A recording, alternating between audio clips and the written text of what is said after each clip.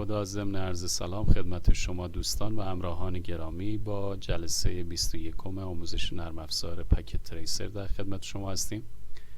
جلسه 9 اینترنت اشیا رو می‌خواستیم با هم شروع کنیم و در این جلسه می‌خوایم یک سیستم اطفاء حریق رو برای یک پارکینگ هوشمند شبیه سازی کنیم که از برد SBC می‌خوایم کمک بگیریم. برای این کار SBC رو اضافه می‌کنیم. از قسمت اکتورا به آلارم نیاز داریم، به آبپاش نیاز داریم. از قسمت سنسورها هم به سنسور دودی نیاز داریم که دود محیط ما رو دریافت کنه و از قسمت دیوایس ها یه درب پارکینگ میخوایم و همچنین از قسمت پاور گرید هم یک فن برای سناریومون در نظر میگیریم. کانکشن هاشون، اتصالاتشون رو برقرار میکنیم. از صفر به سنسور دودمون، از 1 به آلارم،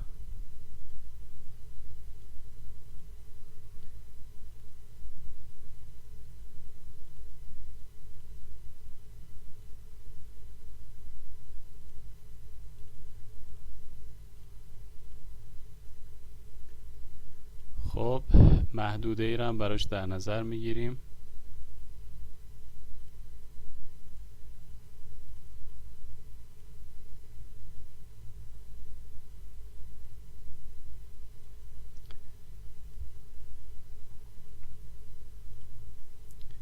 و شروع میکنیم برنامه نوشتن روی بردمون. نیاز هست من توضیح بدم که ما چیکار باید بکنیم. ابتدا باید من اینو بگم که سنسور دود من یه دودی رو از محیط اطراف دریافت میکنه. اگر مقدار مجاز باشه که هیچ اتفاقی نباید بیفته.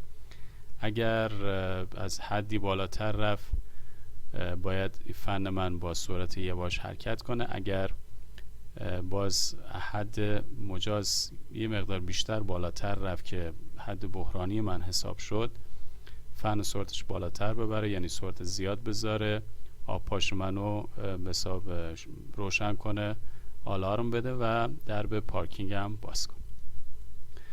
برای این کار میایم وارد برد میشیم، قسمت پروگرامینگ،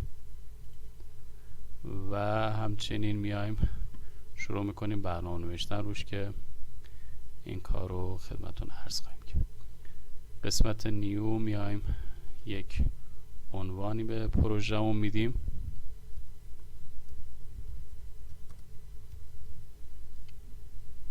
و از ویژوال هم که بلاک های آماده داره استفاده میکنیم. وارد به حساب برنامه میشیم و شروع میکنیم برنامه نوشتن. یه فانکشن اضافه میکنیم، اسمش رو میذاریم فایر و همچنین فایر هم اضافه میکنیم که فانکشنمون را بیفته. پین مود میخوایم چند تا؟ 5 تا پین مود هم به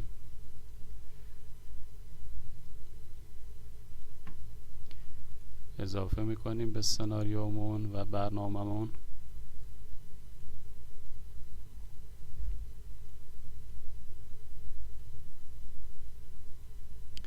صفر، 1،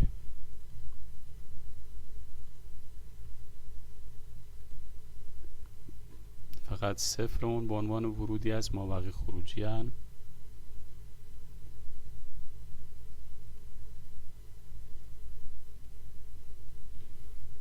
میایم یه لوپ هم ایجاد میکنیم حلقه‌ای، سری کارا رو برای ما تکرار بکنه. از قسمت لاجیکال میایم ترو رو هم بهش اضافه میکنیم که یه حلقه تکرار بشه.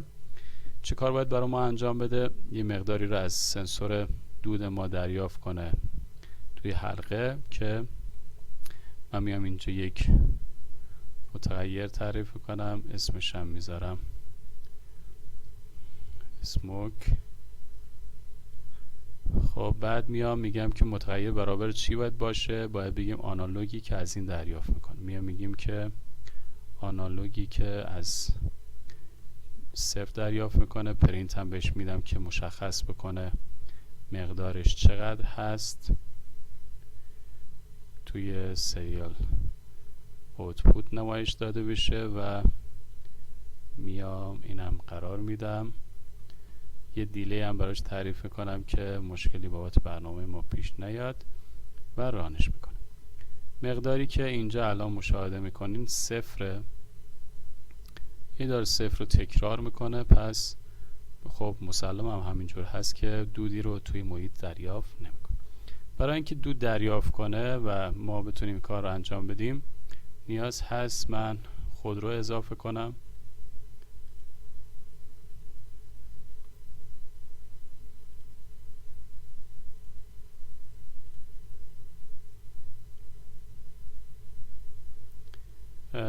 خب اگر من خودرو رو روشن کنم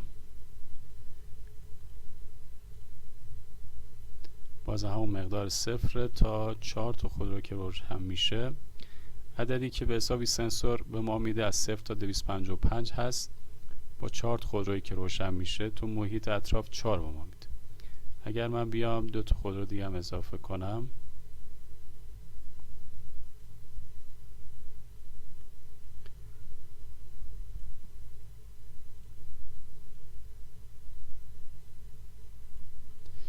و این دوتا رو هم باز روشن کنم، همینجوری که نگاه میکنیم مقدار 8 رو داره به من میده.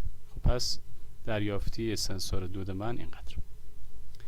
باید بیام چیکار کنم؟ براش شرط بذارم، بگم اگر 4 تا بود روشن شما بیاد فن رو روی سرعت یواش قرار بده، اگر مساوی با 4 بود، اگر بیشتر از 4 شد شما بیاد آبهاش روشن کن، آلارم بده و درب پارکینگ هم همچنین باز کن.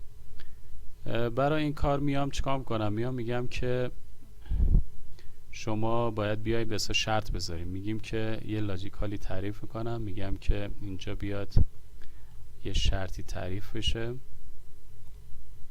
شرط من چی باشه؟ میگی که اگر بیام بازم قسمت لاجیکال و اینم بیام اضافه کنم، بگم اسموک، اگر این مقدار من